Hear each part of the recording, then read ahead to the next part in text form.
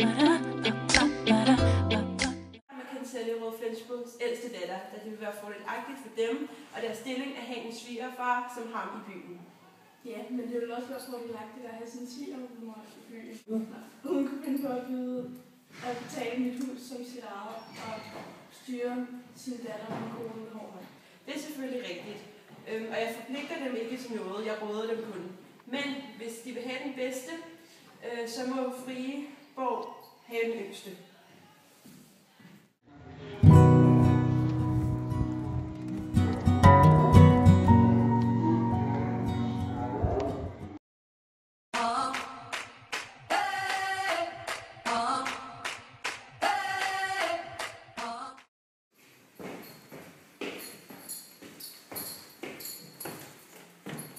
Kære jomfru, du ved godt, hvorfor jeg er her.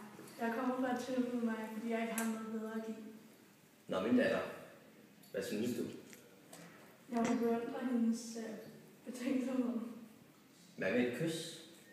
Hvad er det at regne? Hvad så med et kys på kinden? Nå, hvad siger du?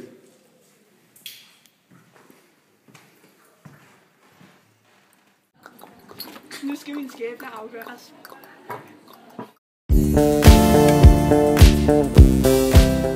Jeg kender ham så lidt. Han kunne være 20 år i Horsens og 20 år i Viborg. Det vil ikke gøre nogen forskel. Nu skal du give mig et svar. I denne vej. Vent her. Jeg finder jomfruen og spørger, om hun har besluttet sig.